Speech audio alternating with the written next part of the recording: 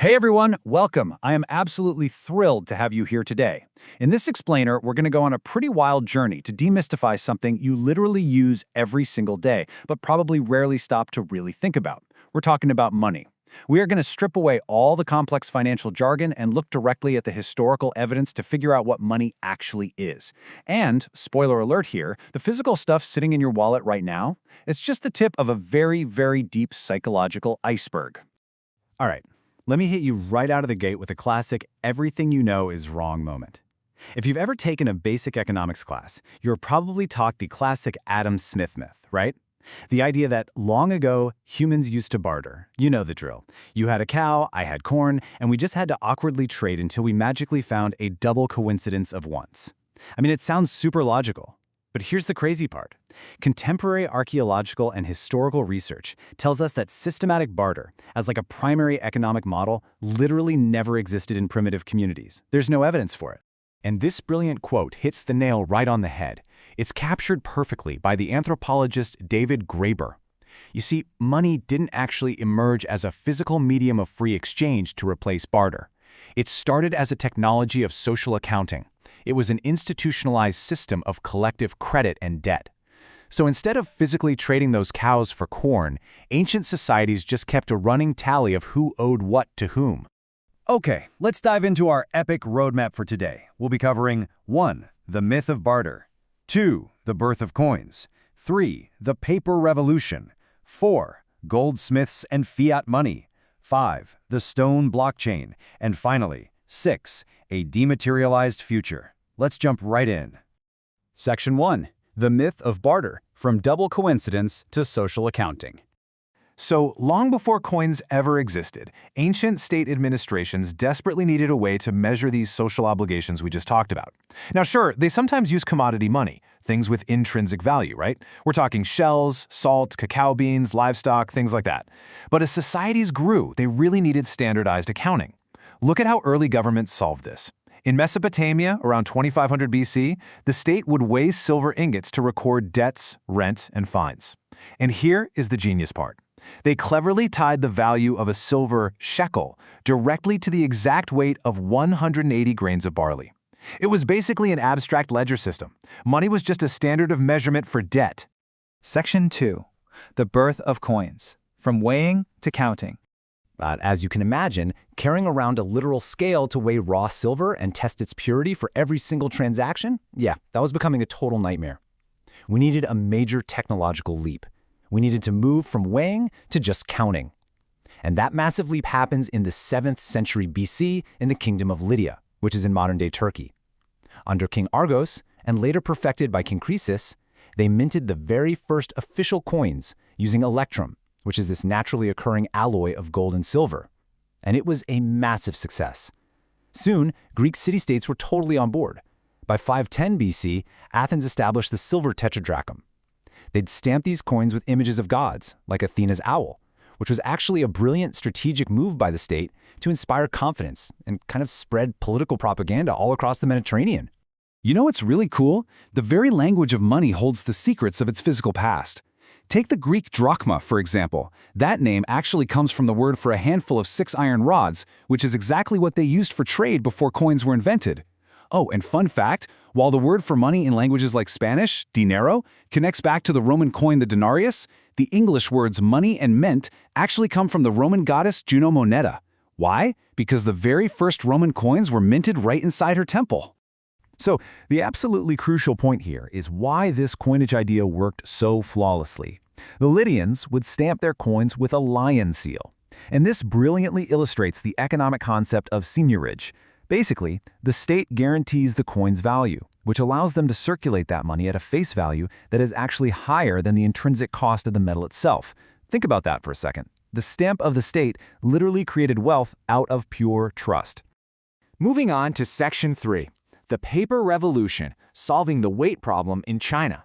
Let's see how this whole concept builds in a completely different part of the world. While Europe was busy obsessing over gold and silver, China was dealing with a very literal burden: In regions like Sichuan, they relied on iron cash coins. And guys, iron is insanely heavy. A single string of 1,000 iron coins weighed about 12.5 kilograms. You needed a literal horse-drawn cart just to go grocery shopping for bulk goods. It was ridiculous. So to avoid hauling literal tons of iron, merchants started leaving their heavy coins with trusted agents in exchange for paper deposit receipts, which they beautifully called flying money. By the time of the Song dynasty, this concept just exploded. Look at this staggering number on the screen. At one point, there were nearly 3.8 million men worth of these paper notes in circulation, which dramatically outpaced the actual metal coins backing them. And this specific system birthed what's known as the jiazi in the 11th century. It is widely regarded as the world's very first official paper money. It was so incredibly successful and became so critical to the local economy that the Chinese government eventually had to step in. They banned private issuance and totally nationalized the printing of the jiazi in the year 1023. Fast forward a bit to the 13th century, and the Mongol Emperor Kublai Khan takes this entire concept to the absolute extreme with his currency called the Chow. Get this, it was made from the bark of mulberry trees, and it wasn't backed by silver or gold at all. He literally just banned precious metals and made using his paper money mandatory under penalty of death. When Marco Polo visited during his travels, he was absolutely blown away. He basically wrote that the Khan had discovered the secret of alchemy. Paper held immense value purely by state decree. Section 4. Goldsmiths and Fiat Money. The illusion of paper reserves. So how did paper money end up transforming the modern banking system in the West?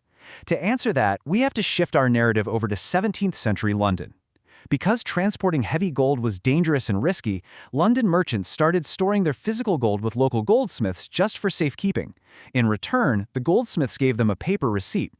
While soon enough, merchants realized it was vastly easier to just hand someone that piece of paper to pay a debt rather than going all the way back to the vault to get the physical gold. And then, the goldsmiths noticed something absolutely incredible. Not everyone came to withdraw their gold at the same time. So what did they do? They started printing extra paper receipts to give out as loans. And boom, this is the birth of fractional reserve banking. They were literally multiplying the money supply out of thin air. Now, as you might guess, this eventually required some serious regulation, because private banks kept issuing way too much paper and then totally collapsing. A perfect example of this is the Bank of Stockholm. They issued the very first European banknotes in 1661, but they failed shortly after due to, you guessed it, overissuance. And that exact crisis led directly to the creation of Sveriges Riksbank in 1668, which is the world's oldest central bank. Over in England, the 1844 Bank Charter Act finally stepped in and restricted the issuance of new banknotes strictly to the Bank of England. So, over time, we transitioned from representative money, which was backed by gold, to pure fiat money. The final nail in the coffin of the gold standard was the famous Nixon shock in 1971, when the U.S. completely suspended the dollar's convertibility into gold, officially ending the Bretton Woods system. So today, our money has absolutely zero physical backing. None. Section 5. The Stone Blockchain, Yap Island, and the Distributed Ledger. Okay, now before you start panicking and worrying that our entire modern financial system is just built on a total illusion, I want to take you to a tiny island in Micronesia called Yap. Here, we find a historical parallel that perfectly mirrors today's most cutting-edge digital technology. On Yap, they historically used these giant limestone discs called ray stones as their currency. And guys, some of these weighed up to 4 metric tons. Because they were essentially impossible to move, when you bought something, you didn't hand the stone over. You just made a public declaration to the rest of the community that the stone now belonged to someone else. The physical rock didn't move an inch. In fact, one was famously lost at the bottom of the ocean, and they still traded it. The community just updated its shared memory. This is absolutely mind-bending because it is conceptually identical to modern blockchain technology. Whether it's a giant rock sitting in the Pacific Ocean or a Bitcoin living on a server, it's all exactly the same thing, just a community updating a distributed, shared ledger. Section 6. A dematerialized future, the shared illusion of money. As we look at things like credit cards, which actually started becoming really popular back in 1958, and the instant digital transactions we make over the internet today, we kind of realize we've fully returned to where we started. Money has never actually been the shell or the silver ingot or the piece of paper. As this quote from our sources perfectly summarizes, it is when everyone believes that something has value that it really acquires it. Money is, and honestly has always been, an accounting system based entirely on society's intersubjective trust. So I want to leave you with this provocative final thought. If money isn't metal and it isn't paper, and it's ultimately just a shared illusion that we all agree to believe in, what do those abstract digital numbers sitting in your banking app right now actually represent? Are they really anything more than a 21st century version of a Mesopotamian tally stick? Thank you so much for joining me on this explainer today, and honestly, I hope you never look at your wallet the same way again.